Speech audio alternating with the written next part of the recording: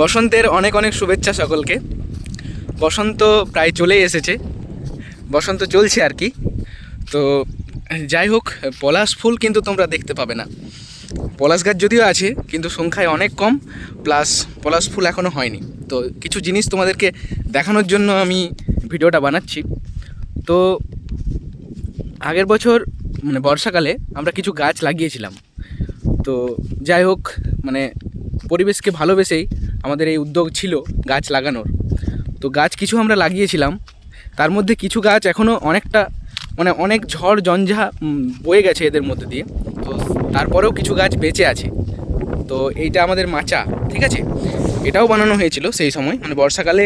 এই যে তোমরা এখন এতটা মানে ফাঁকা জায়গা দেখতে পাচ্ছ, এটা আমাদের খেলার গ্রাউন্ড। তো এখানে বর্ষাকালে প্রচুর পরিমাণে ওই বড় বড় ঘাসগুলো হয়, ঠিক আছে। তো সেই জন্য এখানে বসে থাকা যায় না, সেই জন্য আমরা এই মাচাটা বানিয়েছিলাম। আর কিছু গাছ আমরা লাগিয়েছিলাম, দেখতে পাচ্ছ এই পুরো জায়গাটার মধ্যে ঘাসগুলো শুকিয়ে গেছে বৃষ্টি হওয়ার জন্য। আর এই জায়গাটা গ্রিন দেখতে পাচ্ছ। তো এখানে একটা কল আছে। তো যাই হোক, তোমাদেরকে দেখাচ্ছি কিছু গাছ আমরা লাগিয়েছিলাম। দেখতে পাচ্ছ এখানে ইট দিয়ে ঘেরা দেওয়া আছে। এখানে একটা পেয়ারা গাছ আছে। তো পেয়ারা গাছটা ভালো লাগলো দেখে যে বেঁচে আছে। এগুলো এই রিসেন্ট ঘেরা দেওয়া হয়েছে। ওইখানেও একটা পেয়ারা গাছ আছে। তো এগুলো আমরা বর্ষাকালে লাগিয়েছিলাম প্রায় 6 মাস, হ্যাঁ 6-7 মাস হয়ে গেল গাছগুলো। এই যে দেখতে পাচ্ছ। তো আগে গাছ লাগাইনি, তার কারণ এখানে জলের কোনো সোর্স ছিল না। এই যে টিউবওয়েলটা হয়েছে এখানে, এখন জল পাওয়া যায় বলে গাছগুলো লাগিয়েছিলাম। এই দেখতে পাচ্ছ এটা কৃষ্ণচূড়া। ওইদিকে দামোদর, সুবিস্তীর্ণ দামোদরের চর দেখতেই পাচ্ছ তোমরা। এখান থেকে পুরোটাই দামোদর। ওই পারে অন্ডাল আছে, হ্যাঁ, তারপর ওইদিকে রানীগঞ্জ আছে। তো এই যে আরেকটা গাছ দেখতে পাচ্ছ, ছাতিম গাছটা অনেকটাই বড় হয়ে গেছে, প্লাস অনেক ছোট্ট ছোট্ট পাতাও হয়েছে।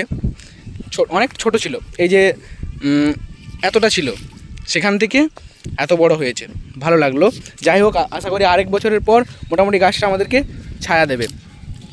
আর এখানে একটা জোড় গাছ আছে, তো মানে যেটা অশ্বত্থ গাছ আর কি। তো পাতাগুলো ঝরে গেছে সব, আশা করি নতুন পাতা গজাবে, তখন তোমাদেরকে আবার দেখাবো। আর ওখানে একটা বট গাছ আছে, তো এরও বোধহয় পাতাগুলো ঝরবে, মানে গাছটা এখন মরেনি, গাছটা অনেকটাই বড় হয়েছে। গাছটা এই যে এত ছোট ছিল, এখান থেকে অনেকটা বড় হয়েছে 6-7 মাসে। আর এই যে দেখতে পাচ্ছ দামোদর।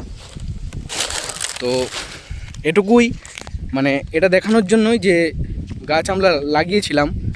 তো সবাইকে রিকোয়েস্ট করব, যার যতটুকু মানে যেখানে জায়গা পাবে আর কি, বাড়িতে বা খেলার মাঠে, তো গাছ লাগাও।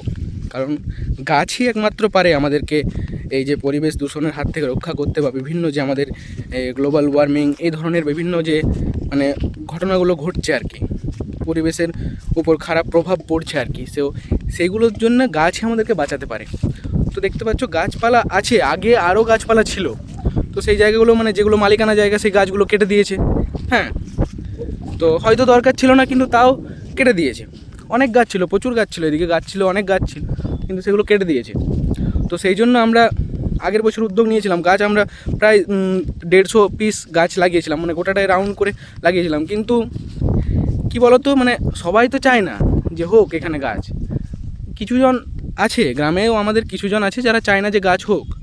তো সেই জন্য তারা গাছগুলো বিভিন্নভাবে, হ্যাঁ, এই বিভিন্নভাবে গরুকে হয়তো খাইয়ে দিয়েছে, কেউ হয়তো গরুকে মানে গাছের সামনে দড়ি দিয়ে বেঁধে দিয়েছে, তো সেইভাবে গাছগুলো ভেঙে গেছে। তো পারিনি, আমরা সব গাছগুলো বাঁচিয়ে রাখতে পারিনি। যেগুলো বেঁচে আছে সেগুলো অনেক কষ্টেই বেঁচে আছে। তো এরপর সব সময় আমাদের জল টল দেওয়া হয় না। তো বৃষ্টি হয়েছে, জল পেয়েছে গাছগুলো, এই দেখতে পাচ্ছ তোমরা, বাকি পরিবেশটা অনেকটাই সবুজ সবুজ দেখাচ্ছে। হ্যাঁ, আরও অনেক গাছ ছিল এখানে, তো সেই গাছগুলো বিভিন্নভাবে নষ্ট করে দেওয়া হয়েছে। হ্যাঁ, তো আমরা চেষ্টা করছি এগুলোকে বাঁচিয়ে রাখার জন্য। তো আরও পরে ভিডিও নিয়ে আসবো, তোমাদেরকে দেখাবো, ঠিক আছে। তো এখনকার মতো টাটা, বাই বাই।